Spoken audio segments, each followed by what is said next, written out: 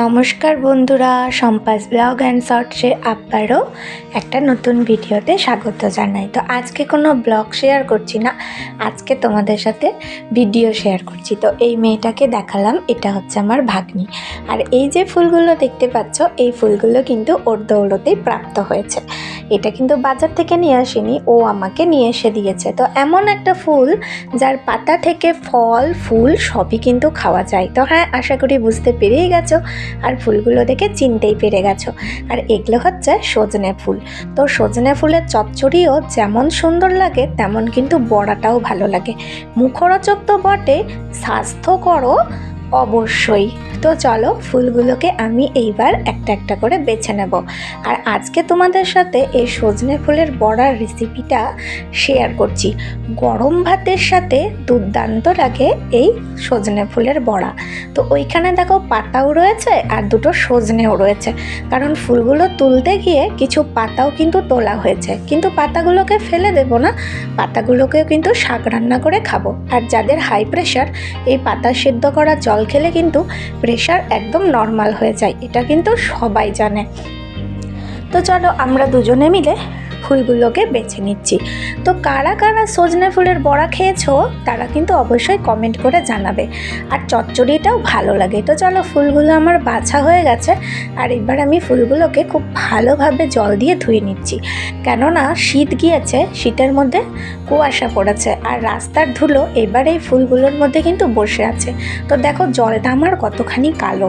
তো এই জন্যই যে কোনো জিনিস কিন্তু ধুয়ে খাওয়াই ভালো। আর এই ফুলগুলোর মধ্যে ছোট ছোট পোকাও থাকে, সেগুলোও কিন্তু পরিষ্কার হয়ে যায়। তো ফুলগুলো খুব ভালোভাবে পরিষ্কার করে নিয়ে একটা বাটির মধ্যে নিয়ে নিচ্ছি। তো দেখো দেখে মনে হচ্ছিল কতগুলো ফুল, কিন্তু বাছার পরে এইটুকুটাই ফুল হয়েছে। এবার ফুলগুলো হাতে করে খুব ভালোভাবে ক্রাশ করে দিতে হবে, নইলে পরে যে ইনগ্রিডিয়েন্টগুলো পরে দেব সেগুলো সেইভাবে মিশ্রণটা কিন্তু পারফেক্টভাবে গায়ের গায়ে লেগে যাবে না। তো এই যে দেখো খুব ভালোভাবে কিন্তু ফুলগুলোকে আমি ক্রাশ করে নিচ্ছি। এবার অনেকের প্রশ্ন থাকে সজনে ফুলের বড়া খেতে কিন্তু তেতো লাগে। হ্যাঁ, অবশ্যই তেতো লাগে, তেতো কিন্তু ফুলটাতে লাগে না। এই যে দেখো ফুলগুলো ক্রাশ করার ফলে ফুলগুলো কিন্তু খুব ভালোভাবে সফট হয়ে গেছে, কিন্তু সফট হয়ে যায়নি ফুলের মধ্যে থাকা এই কড়িগুলো। আর এই কড়িগুলোই হচ্ছে তেতো লাগার কারণ। এই যে দেখো কড়িগুলো কিন্তু কোনোভাবেই সফট করা যায়নি, তো তেতো কিন্তু এই কড়িটা থেকেই লাগে। কিন্তু আমি যে প্রসেসে তৈরি করছি, এই প্রসেসে সজনে ফুলের বড়া করলে একদমই কিন্তু তোমাদেরকে তেতো লাগবে না। তো প্রথমে এইভাবে ক্রাশ করে নিতে হবে। তো দেখো ক্রাশ করে নেওয়ার পরে আমার ফুলটা কেমন সুন্দর হয়ে গেছে। এইবার আমি এখানে দিয়ে দিচ্ছি কালো জিরে। তো যে কোনো বড়াতে কালো জিরে কিন্তু খুব টেস্ট লাগে। এইবার দিয়ে দিচ্ছি পরিমাণ মতো লবণ, তারপরে দিয়ে দিচ্ছি চালের গুঁড়ি। আর আবারও বলে রাখি, চালের গুঁড়ি কিন্তু বড়াতে দিলে বড়া বেশ মচমচে হয়। এইবার দিচ্ছি আমি এখানে বেসন। তো তোমরা চাইলে মটর বা মসুর ডাল ভিজিয়েও বেটে দিতে পারো। এবার আমি দিলাম পোস্তটা দিলাম একটু ক্রাঞ্চি হওয়ার জন্য। তো সবগুলো উপকরণ আমার দেওয়া হয়ে গেছে, এবার ভালোভাবে মিশিয়ে নিচ্ছি। আর এখন আমি এই অবস্থায় আমি জলটা দিচ্ছি না, ফুল ক্রাশ করার ফলে যে জলটা বেরিয়েছে সেটা দিয়েই মাখালাম। তারপরে দিয়ে দিলাম হচ্ছে হলুদ গুঁড়ো। এইবার খুব ভালোভাবে মিক্স করে নিচ্ছি।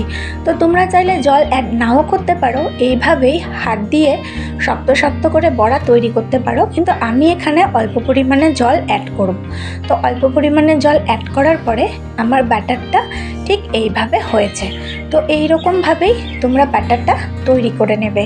এখানে কিন্তু আমি কোনো রকম চিনি বা ফুড কালার ইউজ করিনি, যা কালার এসেছে সেটা হলুদ গুঁড়ো থেকেই এসেছে। তো আমার ব্যাটারটা একদম রেডি হয়ে গেছে। এবার আমি এটাকে খানিকক্ষণের জন্য চাপা দিয়ে রেখে দেবো। এই ধরো 5 মিনিট মতো চাপা দিয়ে রেখে দেবো, যাতে ভালোভাবে সেট হয়ে যায়। তো 5 মিনিট পরে আমি খুলে নিয়েছি। এবার সবগুলো মিশ্রণ খুব ভালোভাবে সেট হয়ে গেছে। এবার কড়াই গরম করে এর মধ্যে আমি রিফাইন্ড অয়েল নিয়ে নিয়েছি। তো রিফাইন্ড অয়েলটা গরম করে কড়াইয়ের চারপাশে লাগিয়ে দিচ্ছি। এতে করে বড়াগুলো যদি তেলের বাইরেও একটু থাকে তাহলে কিন্তু কড়াইয়ের সাথে চিপকে যাবে না। এইবার বড়াগুলোকে একটা একটা করে তেলের মধ্যে ছেড়ে দেব।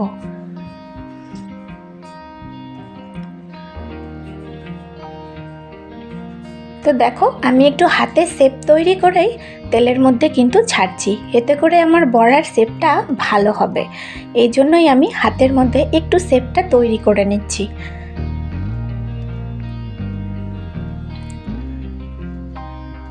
তো তোমরা চাইলে আরও ছোট ছোট বানাতে পারো। আর আমি সবগুলো বড়া করব না, বাকিটা ঢেকে রেখে দেব, আবার রাত্রেবেলা গরম গরম ভেজে খাবো। কেননা এই বড়াটা গরম গরমই কিন্তু ভালো লাগে, ঠান্ডা হয়ে গেলেই কিন্তু একটু তেতো ভাব লাগে। তো দেখো এক পাটটা কিন্তু খুব ভালোভাবে হয়ে গেছে। এই যে দেখো একদম গোল্ডেন ব্রাউন কালার হয়ে গেছে। এবার সবগুলো বড়াকে আমি উল্টে পাল্টে একদম গোল্ডেন ব্রাউন কালার করে ভেজে নেব। আর অবশ্যই গ্যাসের ফ্লেমটা অবশ্যই সিম করে রাখতে হবে। যদি হাই ফ্লেমে ভাজো তাহলে খুব তাড়াতাড়ি লাল হয়ে যাবে আর ভেতরটা কাঁচা থেকে যাবে, সে কারণেও কিন্তু তোমাদের তেতোটা লাগতে পারে। তো এই জন্য গ্যাসের আঁচ কমিয়ে খুব হালকাভাবে আস্তে আস্তে করে ভাজতে হবে, যাতে ভেতর থেকে পুরোপুরি কুকড হয়ে যায়। তো আমার বড়াটা একদম রেডি হয়ে গেছে। তো বুঝতেই পারছো একদম গোল্ডেন ব্রাউন কালার করে আমি ভেজে নিয়েছি। তো আমার বড়া ভাজাটা হয়ে গেল। গরম ভাতের সাথে কিন্তু দুর্দান্ত লাগে। আর আমার মতো যারা মুখের রুচি হারিয়ে ফেলেছো তাদের জন্য তো দুর্দান্তই। এমনকি এই বড়াটা স্বাস্থ্যের পক্ষে অনেক ভালো। তো সিজনে কিন্তু একবারই আসে এই সজনের ফুল, তো অবশ্যই কিন্তু বানিয়ে খেও। খুব অল্প দিনই থাকবে, তারপরে কিন্তু শেষ হয়ে যাবে। তো আমার সজনে ফুলের বড়াটা রেডি হয়ে গেছে। তো কেমন লাগলো ভিডিওটা অবশ্যই কমেন্ট করো। ভালো লাগলে চ্যানেলটা সাবস্ক্রাইব করে চ্যানেলের পাশে থাকা বেল আইকনটি প্রেস করে দিও।